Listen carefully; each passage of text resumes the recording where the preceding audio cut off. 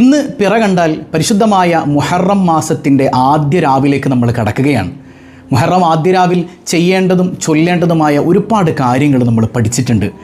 അത്ഭുതം നിറഞ്ഞ 2 ആയത്തുകൾ കൂടെ പരിശുദ്ധ ഖുർആനിൻ്റെ രഹസ്യമാണെന്നറിയപ്പെടുന്ന, പരിശുദ്ധ ഖുർആൻ മുഴുവനും അടങ്ങിയിട്ടുള്ള 2 ചെറിയ ആയത്തുകൾ ഇതൊന്ന് പാരായണം ചെയ്താൽ നിങ്ങൾക്ക് അല്ലാഹു ദുനിയാവും തരും, ആഖിറവും തരും. നിങ്ങളുടെ മനസ്സിൽ എന്തെല്ലാം ആഗ്രഹങ്ങളുണ്ടോ ആ ആഗ്രഹങ്ങൾ മുഴുവൻ അല്ലാഹു നടത്തിത്തരും.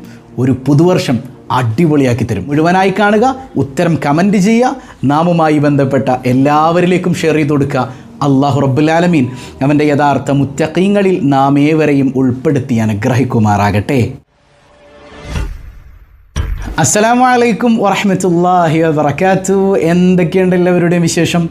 സന്തോഷമല്ലേ? എവിടെ പുഞ്ചിരിച്ചു കൊണ്ടൊരു ഹംദ് പറഞ്ഞ് അൽഹംദുലില്ലാഹി റബ്ബിൽ ആലമീൻ.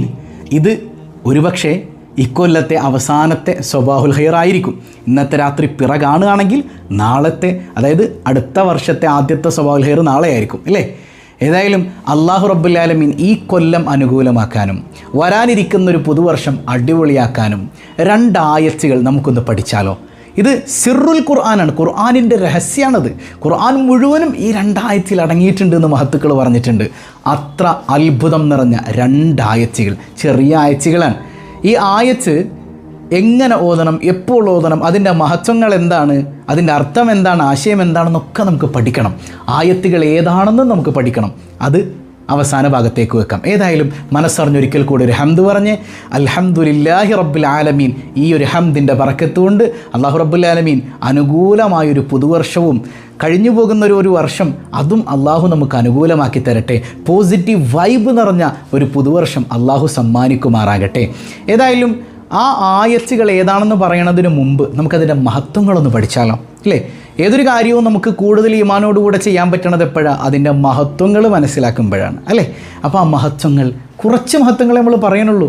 എണ്ണിയാലൊടുങ്ങാത്ത മഹത്വങ്ങൾ അതിന് പറയപ്പെട്ടിട്ടുണ്ട്. വളരെ കുറച്ച് മാത്രം നമ്മുടെ ലൈഫിൽ അന്വർത്ഥമാക്കാൻ അല്ലാഹു തൗഫീക്ക് നൽകുമാറാകട്ടെ. ഒന്നാമത്തെ ഒരു പ്രത്യേകത എന്ന് വെച്ചാൽ ഈ 2 ആയത്തുകൾ രാവിലെയും വൈകുന്നേരവും ഒരു 7 തവണ ഓതിക്കഴിഞ്ഞാൽ അമിന മിൻ കുല്ലി മക്റൂഹ്, എല്ലാ വെറുക്കപ്പെടുന്നതിൽ നിന്നും അല്ലാഹ് കാവൽ തരും. രോഗം നിങ്ങൾക്ക് ഇഷ്ടമാണോ? നിങ്ങൾക്ക് വെറുപ്പല്ലേ? അല്ലാഹ് രോഗം മാറ്റിത്തരും. അപകടം നിങ്ങൾക്ക് ഇഷ്ടമാണോ? ഇല്ല, ഇഷ്ടക്കേടുള്ള സാധനമാണ്, അതുകൊണ്ട് അല്ലാഹ് അതിൽ നിന്ന് കാവൽ തരും. നിങ്ങളുടെ മക്കൾ വഴിതെറ്റി പോണത് നിങ്ങൾക്ക് ഇഷ്ടമാണോ? ഒരിക്കലും ഇഷ്ടപ്പെടാൻ പറ്റില്ലല്ലോ. അപ്പോൾ അതിൽ നിന്ന് കാവൽ. അങ്ങനെ നിങ്ങളുടെ ലൈഫിൽ നിങ്ങൾ ആഗ്രഹിക്കുന്ന എല്ലാ കാര്യങ്ങളും ലഭിക്കാനും വെറുക്കപ്പെടുന്നതിൽ നിന്ന് പ്രത്യേകം നിങ്ങൾക്ക് കാവൽ ലഭിക്കാനും രാവിലെ സുബഹ്സ്കാരം കഴിഞ്ഞിട്ട് 7 തവണ, വൈകുന്നേരം 7 തവണ അങ്ങനെ പതിവാക്കണമെന്ന് മഹത്തുക്കൾ പഠിപ്പിക്കുന്നുണ്ട് ഈ 2 ആയത്തുകൾ. മനസ്സിലാവുന്നുണ്ടോ? ഇനി രണ്ടാമത്തെ പ്രത്യേകത എന്ന് പറഞ്ഞാൽ നിങ്ങളൊരു സ്ഥലത്തേക്ക് യാത്രയ്ക്ക് ഇറങ്ങാൻ, യാത്ര പോകണം. കുൽ സീറൂ ഫിൽ അർള്, ഖുർആൻ പറഞ്ഞില്ലേ അള്ളാൻ്റെ ഭൂമിയിൽ നിങ്ങൾ യാത്ര ചെയ്യണം. ഹലാലായ യാത്രകൾ, ഭാര്യയും ഭർത്താവും തമ്മിൽ ടൂറൊക്കെ പോകണം. നല്ല ഇസ്ലാമിക വസ്ത്രം ധരിച്ചിട്ട് സിയാറത്ത് പോകണം, അല്ലാത്ത ടൂറ് പോകണം. ഹറാമൊന്നുമില്ലാത്ത രീതിയിൽ പോയാൽ അതിനുപോലും നിങ്ങൾക്ക് പുണ്യമുണ്ട്. ആ യാത്രയ്ക്ക് നിങ്ങൾ പോകുമ്പോൾ ഇറങ്ങുന്ന സമയത്ത് ഈ 2 ആയത്തുകൾ ഒരു തവണ ചൊല്ലിയിട്ടൊന്ന് ഇറങ്ങിയാൽ അപകടങ്ങളിൽ നിന്ന്, അപകട മരണങ്ങളിൽ നിന്നുള്ള കാവൽ തരും. ഇനി എങ്ങാനും അപകടം ഉണ്ടായാലും അപകടത്തിൽപ്പെട്ട് മരിക്കുന്നതിൽ നിന്ന്, ചതഞ്ഞരഞ്ഞു പോകുന്നതിൽ നിന്ന് പടച്ചിറപ്പ് കാവൽ തരുമെന്ന് മഹത്തുക്കൾ പഠിപ്പിക്കണം. വല്ലാത്തൊരു കാവൽ അതിലൂടെ ലഭിക്കും. മൂന്നാമത്തെ ഒരു പ്രത്യേകത എന്താ? വെള്ളിയാഴ്ച സുബ്ഹ് നിസ്കാരം കഴിഞ്ഞ് ഒരാൾ 3 തവണ ഓതിക്കഴിഞ്ഞാൽ, ഈ 2 ആയത്ത് 3 തവണ ഓതിക്കഴിഞ്ഞാൽ സിഹറിൽ നിന്ന്, മാരക സിഹറിൽ നിന്ന്, കണ്ണേറിൽ നിന്ന് അല്ലാഹ് അവന് കാവൽ കൊടുക്കും. നമ്മുടെ കുഞ്ഞുമക്കൾക്ക് ഇതൊക്കെ മന്ത്രിച്ചിട്ടൊന്ന് കുടിപ്പിക്കുക, അവർക്കൊന്ന് മന്ത്രിച്ച് കൊടുക്കുക ഇല്ലേ? 3 തവണ ഈ 2 ചെറിയ ആയത്തുകൾ ഇല്ലേ? അല്ലാഹ് സിഹറിൽ നിന്ന്, കണ്ണേറിൽ നിന്ന് എത്ര വലുതാണെങ്കിലും നമുക്ക് പ്രൊട്ടക്ഷൻ തരുമെന്നാണ്. നാലാമത്തെ ഒരു പ്രത്യേകത എന്ന് പറഞ്ഞാൽ അല്ലാഹുവിൻ്റെ ഇസ്മുൽ ആലം, അതേതാണെന്ന് നമുക്ക് പറയപ്പെട്ടിട്ടില്ല. ഇസ്മുൽ ആലം കൊണ്ട് എന്ത് ചോദിച്ചാലും അല്ലാഹു തരുമെന്ന് മുഹമ്മദ് മുസ്തഫ സ്വല്ലല്ലാഹു അലൈഹി വസല്ലം തങ്ങൾ പഠിപ്പിച്ചതാണ്. അപ്പോൾ ഇസ്മുൽ ആലം ഈ 2 ആയത്തിൻ്റെ അകത്ത് അടങ്ങിയിട്ടുണ്ട് എന്നാണ്. അതുകൊണ്ട് ഈ 2 ആയത്ത് ഓതിയിട്ട് ദ്വാരുന്നു അല്ലാഹു ഇസ്മുൽ ആലം കൊണ്ട് ചോദിക്കുന്നതിൻ്റെ ഫലം തരും, എന്തും ലഭിക്കും. അല്ലാഹു തൗഫീഖ് ചെയ്യട്ടെ. അഞ്ചാമത്തെ ഒരു പ്രത്യേകത അല്ലാഹുവുമായിട്ടുള്ളൊരു ബന്ധം കണക്റ്റ് ആവും ഇല്ലേ? അല്ലാഹയെ മാത്രം കൊള്ളടോ, മറ്റതെല്ലാം റോട്ടിൽ തള്ളടോ, അല്ലാഹുണ്ടെങ്കിലുണ്ട് സർവ്വതും, ഇല്ലെങ്കിൽ ഒന്നുമില്ലടോ. അല്ലാഹുമായിട്ടുള്ളൊരു ബന്ധം കണക്റ്റായി പടച്ചോൻ്റെ കൂട്ട് കിട്ടും, അള്ളാൻ്റെ കൂട്ട്. അതായത് ഒരു നിസ്സാരനായ മനുഷ്യൻ, ആരോഗ്യമൊന്നുമില്ല, അയാളുടെ കൂടെ ഒരു മല്ലനായ ആളുണ്ടെങ്കിൽ അയാൾക്ക് എന്ത് ധൈര്യമായിരിക്കും. തൊടറാപ്പാക്കലാം, എന്നെ തൊട്ട് നോക്കടാ, എൻ്റെ കൂടെ ആരാ ഉള്ളത്, ജിമ്മനാണ്. അപ്പോൾ ഒരു പടപ്പ് കൂടെ ഉണ്ടെങ്കിൽ അത്ര ബലമുള്ളൊരു മനുഷ്യൻ വേണ്ട. ഇപ്പോൾ നമ്മുടെ കൂടെ ഒരു പാത്തുമ്മത്താത്ത ഉണ്ട്. പാത്തുമ്മത്താത്താക്ക് ആകെ ദാരിദ്ര്യവും പ്രയാസമാണ്. മോളെ കെട്ടിക്കാനായി കയ്യിലൊന്നുമില്ല. പാത്തുമ്മത്താത്താക്ക് ധൈര്യമില്ല. അപ്പോഴാണ് അപ്പുറത്തുള്ള അബൂബക്കർ ഹാജി പറയണത്, പാത്തുമ്മോ നീ സങ്കടപ്പെടണ്ട കേട്ടോ, നിൻ്റെ മോക്കടെ കല്യാണം ഞാൻ നടത്തിക്കോളാം. പിന്നെ പാത്തുമ്മത്താത്താക്ക് ധൈര്യമായി. കാരണം കൂടെ ആരുണ്ട്, അബൂബക്കർ ഹാജി ഉണ്ട്. ഈ പടപ്പുകൾ നിസാരന്മാരായ പടപ്പുകൾ അള്ള കൊടുത്തത് കയ്യിൽ വെച്ചുകൊണ്ട് നടക്കണം. ഈ പടപ്പുകൾ കൂടെ ഉണ്ടെങ്കിൽ, ഇത്ര ധൈര്യം ഉണ്ടെങ്കിൽ, അള്ളാഹു റബ്ബുൽ ആലമീൻ എല്ലാത്തിനെയും പടച്ച് പരിപാലിക്കുന്ന റബ്ബുൽ ആലമീൻ്റെ കൂട്ട് നമുക്ക് കിട്ടിയാലോ. നമ്മളെക്കാൾ ധൈര്യശാലികൾ പിന്നെ വേറെ ആരാ? നമ്മളെക്കാൾ ലൈഫ് അടിച്ചു പൊളിക്കണവർ വേറെ ആരാ? ഈ 2 ആഴ്ചകൾ മനസ്സറിഞ്ഞ് ചൊല്ലിയാൽ മതി എന്നാണ്. അള്ളാഹു തൗഫീഖ് നൽകട്ടെ. ഇനി 8ാമത്തെ ഒരു പ്രത്യേകത ഖളാഉൽ ഹാജത്താൻ. മുറാദുകൾ അള്ളാഹ് ഹാസിലാക്കും. എത്ര വലിയ മുറാദ് മനസ്സിലുണ്ടെങ്കിലും ഈ 2 ആഴ്ചകൾ ഓതിക്കോ, അള്ളാഹു റബ്ബുൽ ആലമീൻ നമ്മുടെ മുറാദുകളെ ഹാസിലാക്കി തരുമെന്ന് അള്ളാഹുവിൻ്റെ മഹാരഥന്മാർ രേഖപ്പെടുത്തി വെക്കുന്നുണ്ട്. ഇനി 7ാമത്തെ ഒരു പ്രത്യേകത സുബ്ഹാനക യാ റബ്ബ്. അതായത് സുബ്ഹ് നിസ്കാരം കഴിഞ്ഞിട്ട് ഈ ദിക്ർ പതിവാക്കുന്നവർ, സുബ്ഹ് നിസ്കാരം കഴിഞ്ഞിട്ട് ഈ ദിക്ർ പതിവാക്കുന്നവർ, എപ്പോഴെങ്കിലുമൊക്കെ ചൊല്ലുന്നവരല്ല കേട്ടോ. ഇത് പതിവാക്കുന്ന മനുഷ്യർക്ക് അള്ളാഹു റബ്ബുൽ ആലമീൻ കൊടുക്കുന്ന എന്താണെന്നറിയോ? മരിക്കുന്നതിന് മുമ്പ് അസ്രായിൽ അലൈഹിസ്സലാമിനെ കാണുന്ന സമയത്ത്, റൂഹ് പിടിക്കുന്നതിന് മുമ്പ് എന്ത് ചെയ്യും? നമ്മൾ സ്വർഗത്തിൽ എവിടെയാണോ താമസിക്കുന്നത്, സ്വർഗത്തിൽ എവിടെയാണോ താമസിക്കുന്നത് ആ സങ്കേതം അള്ളാഹു റബ്ബുൽ ആലമീൻ നമ്മളെ കാണിച്ചു തരും. സുബ്ഹാനക യാ റബ്ബ്, സുബ്ഹാനക യാ റബ്ബ്. അപ്പോൾ നമ്മളെവിടെയാണോ സ്വർഗത്തിൽ താമസിക്കുന്നത് ആ സ്വർഗീയ ഭവനം അള്ളാഹു നമുക്ക് കാണിച്ചു തരാൻ സുബ്ഹ് നിസ്കാരം കഴിഞ്ഞിട്ട് ഇത് പതിവാക്കണം എന്നാണ്. എപ്പോഴെങ്കിലുമൊക്കെ ചൊല്ലലല്ല. എനിക്ക് ഈ 2 ആയത്ത് ഒരു തവണയാണ് സുബ്ഹ് നിസ്കാരം കഴിഞ്ഞിട്ട് ചൊല്ലാൻ പറ്റുള്ളൂ. ഓക്കെ, അത് പതിവാക്കി ഇങ്ങനെ പോയിക്കോ. അതിനിടയിൽ മെൻസസ് വന്നാലും സാരമില്ല, പതിവാക്കിൻ്റെ കൂലി കിട്ടും. കാരണം നിങ്ങൾ തുടർച്ചയായിട്ട് ചെയ്തുകൊണ്ട് പോവുകയാണല്ലോ. സ്വർഗം കണ്ട്, സ്വർഗത്തിൽ നമ്മുടെ സീറ്റ് കണ്ട് മരിക്കാൻ പറ്റും. അള്ളാഹു തൗഫീഖ് ചെയ്യട്ടെ. 8ാമത്തെ ഒരു പ്രത്യേകത, ഉറങ്ങാൻ കിടക്കാൻ നേരത്തെ എന്തൊക്കെയാണ് നമ്മൾ ചൊല്ലണേ? ഫാത്തിഹോദും സൂറത്തുൽ ഇഖ്ലാസ്, ഫലക്ക്, നാസ്, കാഫിറൂൻ, അങ്ങനെ തുടങ്ങി സുബ്ഹാനല്ലാഹ് അൽഹംദുലില്ലാഹി അല്ലാഹു അക്ബർ നമ്മൾ ചൊല്ലും അല്ലേ? ആ കൂട്ടത്തിൽ ഈ 2 ആയത്തും കൂടെ ഓതിക്കഴിഞ്ഞാൽ ദുസ്വപ്നം കാണൂല. ദുസ്വപ്നത്തിൽ നിന്ന് കാവലാണ്. മാത്രമല്ല രാത്രിയുടെ ഉപദ്രവങ്ങൾ അല്ലേ, രാത്രിയുടെ ഉപദ്രവങ്ങളിൽ നിന്ന് അള്ളാഹു കാവൽ തരും എന്നാണ്. 9ാമത്തെ ഒരു പ്രത്യേകത എന്താണ്? മക്കളില്ലാത്ത ഒരുപാട് ആളുകൾ, സന്താനങ്ങളില്ലാതെ പ്രയാസപ്പെടുന്നവരുണ്ട്. ഈ 2 ആയത്തുകൾ ധാരാളം ചൊല്ലിക്കോളൂ. അള്ളാഹു നിങ്ങൾക്ക് മക്കളെ തരും. ഹൈറാണെങ്കിൽ തന്നാൽ മതി അല്ലേ? ഹൈറായ രീതിക്ക് അള്ളാഹു തആല തരും. അള്ളാഹു റബ്ബാണ്. റബ്ബ് എന്ന് പറഞ്ഞാൽ എനിക്ക് ഗുണമുള്ളത് തരുന്നവനാണ്. എന്താ മക്കളെ തരാത്തത്? ചിലപ്പോൾ നിങ്ങൾക്ക് ആ മക്കളിൽ ഗുണമുണ്ടാവില്ല, അല്ലെങ്കിൽ ഈ സമയത്ത് ഗുണം ഉണ്ടാവില്ല. അള്ളാഹു മറ്റൊരു സമയത്ത് തരും, അവൻ കൈവിടൂല. മനസ്സിലാവുന്നുണ്ടോ? അപ്പോൾ മക്കളെ കിട്ടാത്തവർ ഈ ദിക്ർ ഇതുപോലൊന്ന് ചൊല്ലിക്കോ. അള്ളാഹു അതിന് തൗഫീക്ക് നൽകട്ടെ. ഈ 2 ആഴ്ചകൾ. ഇനി 10ാമത്തെ ഒരു പ്രത്യേകത, കല്യാണം കഴിഞ്ഞിട്ട് കെട്ടിയോൻ്റെ വീട്ടിലേക്ക് പോകണതിന് മുമ്പ് ഒന്ന് ഓതിക്കോ. കല്യാണം കഴിഞ്ഞിട്ട് എങ്ങടെ പോകണ്ടേ? ശരിക്കും എങ്ങടെ പോകണ്ടേ? കണ്ണൂരുകാർ പറയും അത് പെണ്ണിൻ്റെ വീട്ടിലോട്ട്, ഇപ്പുറത്ത് തെക്കൻ മേഖലയിലുള്ളവർ പറയും അത് ആണിൻ്റെ വീട്ടിലോട്ട്. ശരിക്കും എങ്ങടെ പോകണ്ടേ? പെണ്ണിൻ്റെ വീട്ടിലേക്ക് പോയി കഴിഞ്ഞാൽ പിന്നെ അമ്മായിമ്മ പോരൊന്നും ഉണ്ടാവില്ല അല്ലേ? ശരിക്കും ഇസ്ലാമികപരമായിട്ട് പറഞ്ഞു തരട്ടെ, കുടുംബം കലക്കിയാണെന്ന് പറയരുത് കേട്ടോ. ഇസ്ലാമികപരമായിട്ട് ആണിൻ്റെ വീട്ടിലും പെണ്ണിൻ്റെ വീട്ടിലും അല്ല നിൽക്കേണ്ടത്. 3ാമതൊരു വീട്ടിൽ ആണും പെണ്ണും മാത്രമായിട്ടാണ് നിൽക്കേണ്ടത്. ഇസ്ലാമികപരമായിട്ട് എങ്ങനെയാണ്?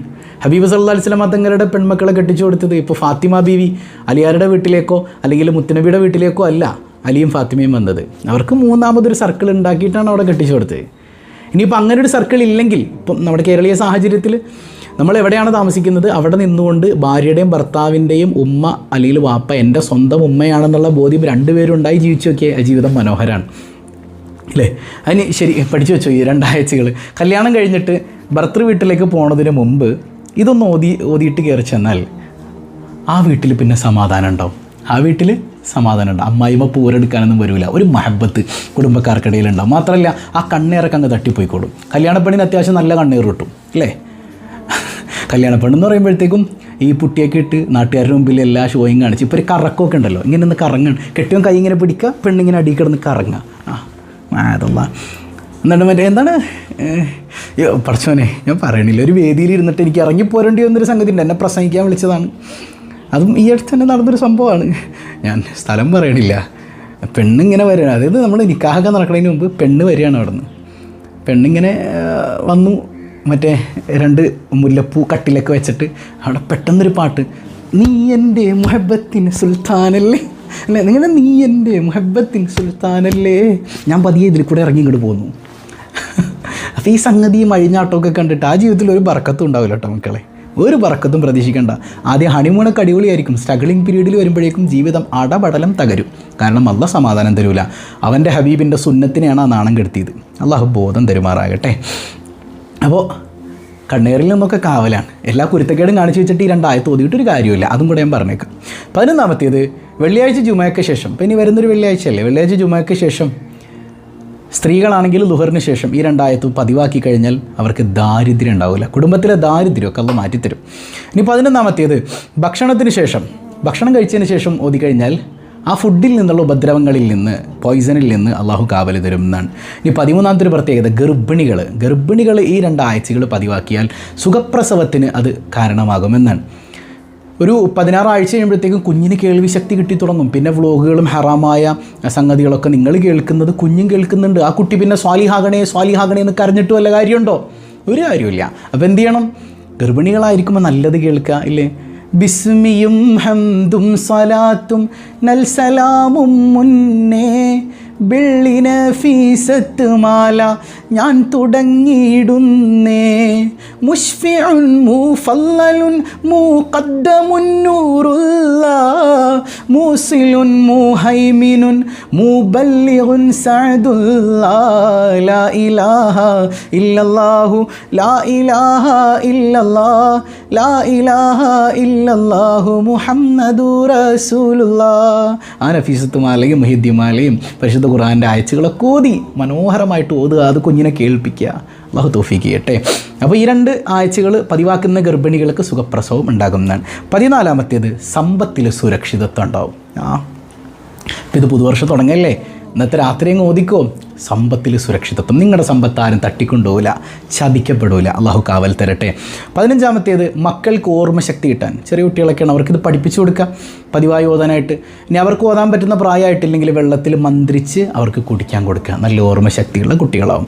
16-ാമത്തെ പ്രത്യേകത, ഇത് മുത്ത് ഹബീബിൻ്റെ മൗലിദാണ്. ഈ 2 ആയത്തിലുള്ളത് മുത്ത് ഹബീബിൻ്റെ മൗലിദാണ്. അപ്പോൾ മുത്ത് ഹബീബിൻ്റെ മൗലിദിലൂടെയാണ് നമുക്ക് അള്ളാഹുവിലേക്ക് അടുക്കാൻ പറ്റുക. അപ്പോൾ ഈ സൂറത്ത്, ഈ 2 ആയത്തുകൾ പതിവാക്കുന്ന മനുഷ്യന്മാർക്ക് അഷ്റഫുൽ ഹൽക്കിൻ്റെ ഷഫാഅത്ത് കിട്ടും.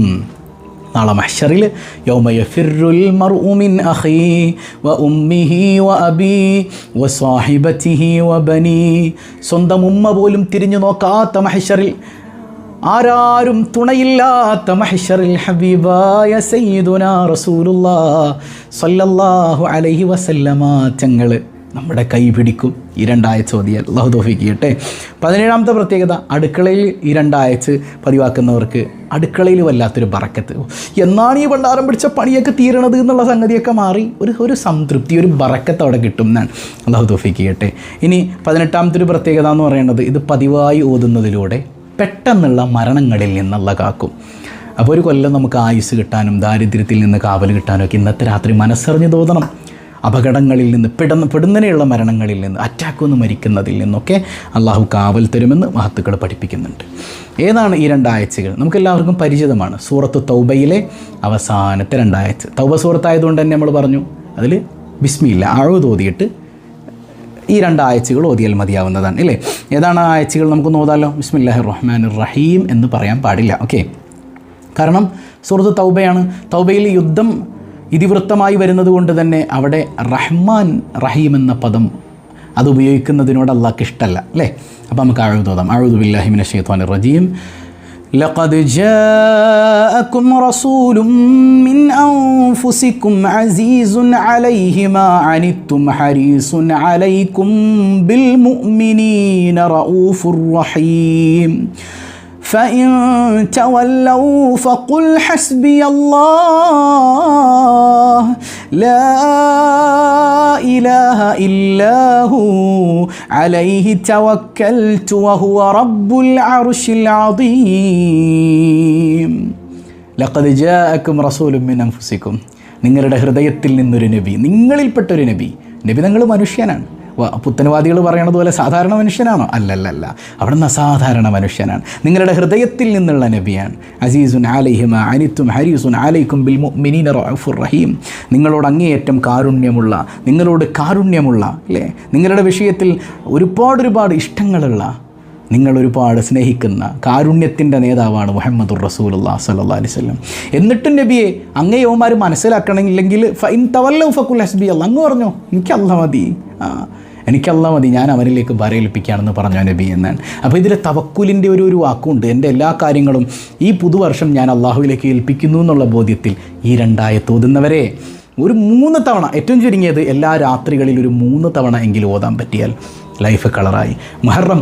മുഹറത്തിൻ്റെ രാവ് ഈ 2 ആയത്തുകൾ കൊണ്ടങ്ങ് തുടങ്ങിയാൽ ലൈഫ് കളറായി, സെറ്റാണ്. അല്ലാഹു റബ്ബുൽ ആലമീൻ തൗഫീക്ക് നൽകി അനുഗ്രഹിക്കട്ടെ. അപ്പോൾ ഇന്നത്തെ ഈ സ്വഭാവലേർ മുതൽ നമ്മൾ ചോദിക്കുന്ന ചോദ്യത്തിന് ഉത്തരം പറയുന്നതിൽ നിന്ന് തിരഞ്ഞെടുക്കുന്ന ഒരാൾക്ക് ആശുറ ദിവസം 5000 രൂപ നമ്മൾ സമ്മാനമായിട്ട് കൊടുക്കാൻ അല്ലാഹു റബ്ബുൽ ആലമീൻ അതിന് തൗഫീക്ക് നൽകട്ടെ, അല്ലാഹു കബൂൽ ചെയ്യുമാറാകട്ടെ. പിന്നെ നമ്മുടെ മജ്ലിസ് കൃത്യം 7:15 ഈ ചാനലിൽ തന്നെയാണ്, രാത്രി കളറാവും. അല്ലാഹു തൗഫീക്ക് നൽകുമാറാകട്ടെ. അപ്പോൾ 5000 രൂപ സമ്മാനമായി ലഭിക്കുന്ന ഇന്നത്തെ ചോദ്യം, മഹാനായ ആദം നബി അലൈഹിസ്സലാത്തു വസ്സലാമിൻ്റെ നാമം ഖുർആനിൽ എത്ര തവണ പരാമർശിക്കപ്പെട്ടിട്ടുണ്ട്? ആദം നബിയുടെ നാമം എത്ര ഇടങ്ങളിൽ പരാമർശിക്കപ്പെട്ടിട്ടുണ്ട്? കമൻറ്റ് ചെയ്യണം കേട്ടോ. അള്ളാഹു ബറക്കത്ത് ചെയ്യട്ടെ. പിന്നെ നമ്മുടെ റിലീഫ് പദ്ധതിയുടെ കാര്യം മറക്കരുത്. ഒരു പുതുവർഷം കടന്നു വരുമ്പോൾ ആ ഒരു വർഷം അള്ളാഹുവിൻ്റെ തൃപ്തിയിലാകാൻ പടച്ചവന് വേണ്ടി പ്രയാസങ്ങൾ അനുഭവിക്കുന്നവരിലേക്ക് നമ്മൾ ചെയ്യുന്ന ഹദിയ അള്ളാഹുവിങ്കൽ വലിയ സ്ഥാനമുണ്ട്. നമ്മുടെ ഒരു വർഷം മനോഹരമാകാൻ, നമ്മുടെ സങ്കടങ്ങൾ നീങ്ങാൻ, പ്രയാസങ്ങൾ നീങ്ങാൻ, വല്ലാത്ത കാവൽ ലഭിക്കാൻ ഇതേറ്റവും മനോഹരമായൊരു കാര്യമല്ലേ അസ്വദഖത്തു റദ്ദുൽ ബലാ. നമ്മൾ പറഞ്ഞ ആ പ്രയാസങ്ങൾ അനുഭവിക്കുന്ന ആ ഉസ്താദിന് വേണ്ടിയിട്ട് കഴിയുന്നത് പോലെ നല്ല ഹദിയകൾ ചെയ്യുക. അള്ളാഹു കബൂൽ ചെയ്യുമാറാകട്ടെ.